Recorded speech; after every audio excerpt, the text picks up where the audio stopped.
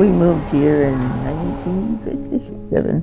When were you born? October 10th, 1918. Yes.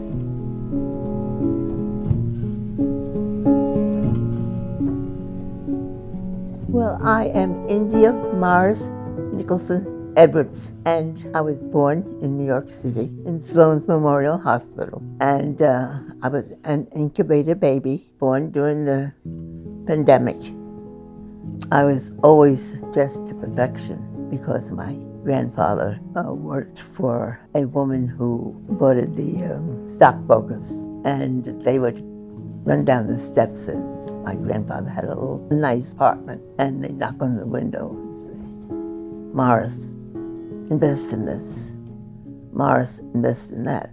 And my grandfather did so. He became very wealthy before the crash. So I had just about everything, but did not realize that I was just any better than anybody else, because nobody ever told me. He was born down in Virginia, and he had 5 brothers, and they all came up to Elizabeth, New Jersey, and settled there. He was born a slave. They raised tobacco leaves.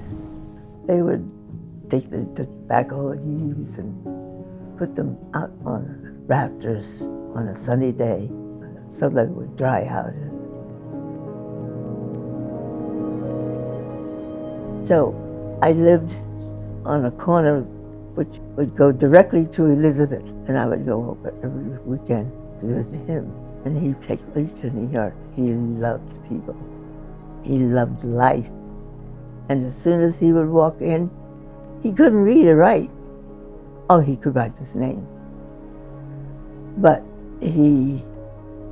before you knew it, there would be a group of friends around him, because he would just be such a wonderful storyteller. I went to live with my grandmother, 759 Hemingway Avenue. It was a busy intersection. My mother, at that time, was working in Long Island. She was the governess of the Broadway Melody Charles King. Charles King. She had a 3-story house, and I lived with my brother and my 2 sisters, Elizabeth and Mayetta. We had 3 little stools that we sat in the hallway. That was our play area. When Grandma, she prayed hard on a Sunday, so hard. And we'd sit there and look at her and then tear up paper and throw it under her chair.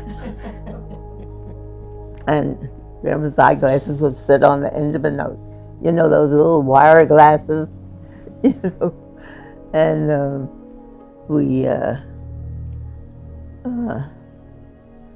played under the table. And there was a vat under the table with little seeds in it. Big vat like that. It would have a heavy lid, you know. We moved it over and smelled it. And Grandpa was making liquor. Prohibition. We used to go to choir rehearsal in the evening. My husband, B at the time, was not my husband at the time, but I'd see this tall guy with green eyes. And I loved green eyes. I seldom saw them, but anyway, he played basketball. He was in charge of the boys at the time. And so when the apartment had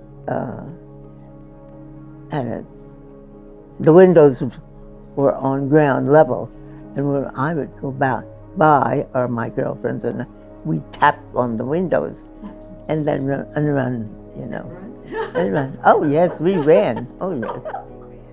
he'd look up and run.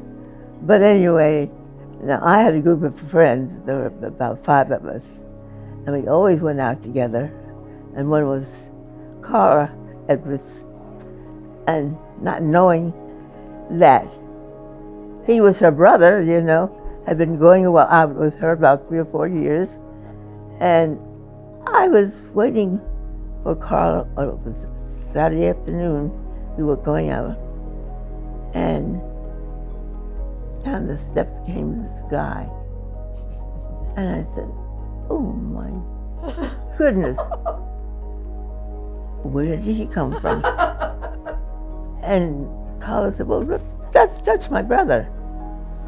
I said, "Well, I knew you had brothers, but I didn't know he was your brother."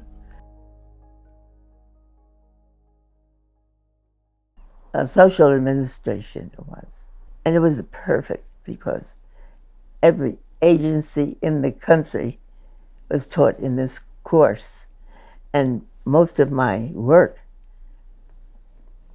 my positions further on, I would be involved with most of these agencies. And but I always had the feeling that if you went to work, you should know the job ahead of time. And that's where my fear started. I didn't know what I was going to do, but of course there was, we had sessions with people who were able to guide us. Once I got my teeth into it, I would always be able to use my imagination in regards as how to take care of this person. Went down to the march, and yes, we took 3 loads. Raymond Brown was the director at the time. NAACP. And he was head of the NAACP. A well-known lawyer throughout the country, he really was. I was standing right in front of Martin Luther King when he made that famous speech. As I said, I could touch his shoe. I was so close to him. He was like their uncle. He was my husband's best friend. Yeah. Raymond family. Jr., well, Raymond M. Brown is my age, and Debbie is Carla's age. And we were always together. And their mom was Elaine Brown, my mom's best friend. Yeah. And, but anyway, and Elaine had the best clothes. Oh, God. She would, and of course a perfect figure. I was straight up and down. I had no shape, but she's elegant, perfect, elegant, always done, and always. And she smoked. And I wanted to be sophisticated. Oh, this was my thing, but I didn't have the sophistication.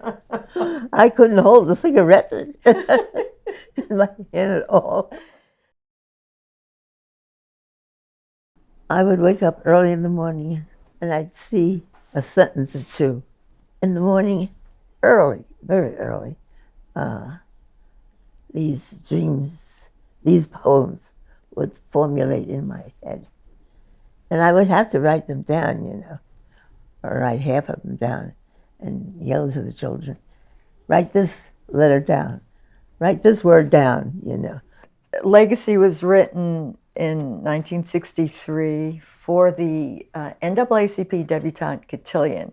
And this was when Uncle Ray was the president of the NAACP. Mommy was involved. Elaine Brown, Eva Russell, another best friend, and her husband Cardoza. And they just worked together to decorate the armory. Maiden of universal hues, paused at the threshold of womanhood in all your loveliness. I'm getting emotional, I'm sorry.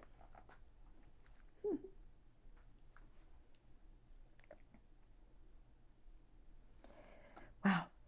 May you, with God's help, be graced with love, honor, and wisdom. Use your heritage of 300 years as a cornerstone. Build with compassion and devotion. Move with dignity, reserved humility, and strength to your desired goal.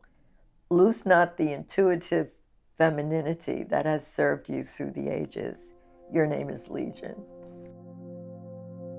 I have one, and that's the apple tree house, which I loved until they changed it. And I was so angry because right after,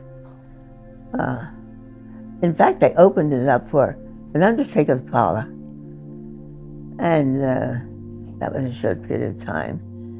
You like the original? The original, old yes, the old building. Yeah. In fact, I think I remember seeing it, visiting it before it became a funeral home, and they had a table setting, set up just for people to come and see the home. And then when they changed it, I was appalled. I really was. And to think that Jersey City has so many old homes, and if they would just leave it alone and not change everything here. You go to Europe to look at their beautiful, beautiful homes and their beautiful steeples and so forth. We've got the steeples here too, of all nations. We have them here, but yet we spend all that money going to Europe when they could have left it alone. Now I go to the Second Reformed Church, which I love, one of the oldest churches in the city, and they haven't done anything to it. And of course, there's stained glass windows. You can't beat those windows. I've forgotten who the designer was, but a very special designer. And the minister, Pastor John, won't let anything alter it at all, Look at the world with compassion, with no anger in your heart. Always address a person with love. And if the person wants you just for their sake and for no other person's sake, just say, they have done nothing to me. They've always been my friend. I will not let their friendship go. I will always be their friend. I hold no grudges. And that's what holds you back, grudges.